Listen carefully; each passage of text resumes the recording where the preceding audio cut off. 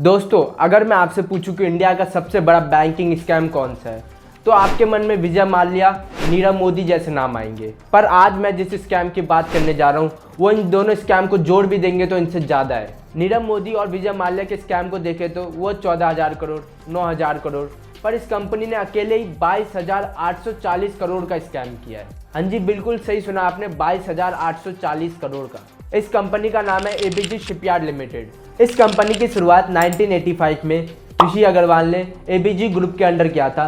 Basically ये company ship को बनाने और रिपेयर करने का काम करती है। सूरत और दहेज दो मेन एरिया जहाँ पर इन शिप्स को बनाया जाता है और अभी तक इन्होंने 165 से ज़्यादा शिप्स को बनाया था। लेकिन ऐसा तो क्या हुआ कि 922 करोड़ की कंपनी, ऊपर से इंडिया की नंबर 1 प्राइवेट शिपयार्ड कंपनी, आज पूरी तरह से बैंकरप्ट हो गई। तो चलिए जानते हैं आज की इस वीडियो में। Now, the Central Bureau of Investigation has issued a lookout notice against former ABG Shipyard Managing Director and 8 others in a bank fraud case of over 22,000 crores.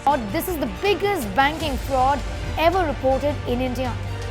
On 19th of June 2019, they recognized it as fraud. That is SBI's own team.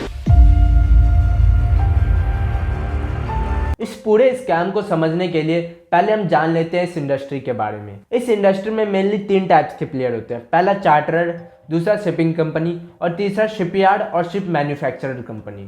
इस पूरे scenario को हम एक example की मदद से समझते हैं। मान लेते हैं XYZ कंपनी है जो लैपटॉप बनाती है। अगर इसको अपने प्रोडक्ट को एक्सपोर्ट करना है तो ये मेनली एयरलाइन और शिप के थ्रू करेगी, और शिप से ट्रांसपोर्टेशन कॉस्ट 5 गुना कम आती है एयरलाइन से कंपैरिजन में। इसलिए कंपनी शिप से ज़्यादा प्रेफर करेगी अपने गुड्स को एक्सपोर्ट करने के लिए। और यहीं पे शिपिंग कंपनी इनको शिप रेंट पर देती है, ऊपर से मेंटेनेंस, स्टाफ, क्लियरेंस भी देती है, जिसके बदले में शिपिंग कंपनी को फ्रेट चार्जेस मिलता है। ऐसे ही बहुत सारी कंपनी को अपने प्रोडक्ट को एक्सपोर्ट और इम्पोर्ट कराना होता है। इसलिए इस डिमांड को मीट करने के लिए शिपिंग कंपनी शिपयार्ड और शिप मैन्युफैक्चरर कंपनी को कॉन्टैक्ट करती है शिप बनाने के लिए। तो ये हमने जाना इस इंडस्ट्री के बारे में। अब फिर से हम चलते हैं अपने टॉपिक के ऊपर। और इस डिमांड को मीट करने के लिए कंपनी को शिप बनाने के लिए ऑर्डर मिलने लगे, और इस टाइम पर इंडिया और बहुत सारी डेवलपिंग कंट्रीज ने अनएक्सपेक्टेड ग्रोथ को अचीव किया था। लेकिन साल 2008 में ग्लोबली रिसेशन आने लगा, कंपनियां बैंकरप्ट होने लगी और एक्सपोर्ट और इंपोर्ट मार्केट पूरी तरह से ठप पड़ गए और कंपनी के ऑर्डर एक के बाद एक कैंसिल होते जा रहे थे। यानी कंपनी को 2005-06 में ऑर्डर मिला तो 2008 आते आते कुछ शिप आधे से ज़्यादा बन चुका होगा और कुछ शिप पूरी तरह से बन के रेडी भी हो चुका होगा। और अगर हम इनकी बैलेंस शीट में नज़र डालें तो 2008 के बाद इनकी इन्वेंट्रीज लगातार बढ़ते जा रही है और सेल्स कम होते जा रही है। इसका मतलब कंपनी के पास स्टॉक तो है लेकिन कंपनी सेल्स नहीं कर पा रही है, और अगर एक शिप भी नहीं बिकती है तो इसमें 100 या 200 करोड़ का लॉस होता है। पर यहाँ पे तो कंपनी के पास 5,000 करोड़ की बस स्टॉक है। इसलिए इन लॉसेस को कवर करने के लिए कंपनी बैंक के पास जाती है लोन लेने के लिए, क्योंकि 2008 के बाद ग्लोबली रिसेशन आने लगा और कंपनी के प्रॉफिट भी लगातार कम होते जा रहे थे। और उस वक्त कंपनी इतना बड़ा लोन उठाने जा रही थी जो अपने आप में ही एक रेड फ्लैग है। जैसा कि आप देख सकते हो, ICICI बैंक ने 7,000 करोड़, IDBI ने 3,600 करोड़ और SBI ने 2,900 करोड़, और ऐसे ही बहुत सारी बैंकों ने मिलकर इनको लोन दिया था।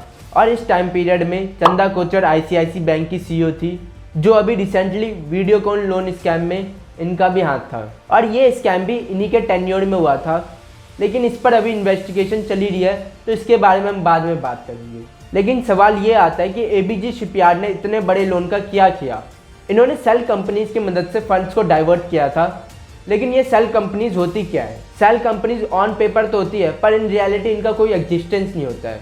एबीजी शिपयार्ड ने 16 से ज़्यादा सेल कंपनीज इंडिया में और 95 से ज़्यादा सेल कंपनीज फॉरेन में बना रखा था, और इन फंड्स को इस तरह से डाइवर्ट किया गया कि एट दी एंड ये पैसा कंपनी के ओनर के पास जाता और वो इन पैसों को अपने पर्सनल बेनिफिट के लिए इस्तेमाल करते थे। और इस पूरे स्कैम को SBI ने आइडेंटिफाई किया जब इनको कंपनी की स्टेटमेंट में डाउट लगने लगा। इसलिए इन्होंने ऑडिटर को अपॉइंट किया, अर्नेस्ट यंग को, और इन्होंने इस पूरे केस को एक स्कैम डिक्लेयर कर दिया, जिसके बाद इस केस को CBI के हाथ में दिया गया था।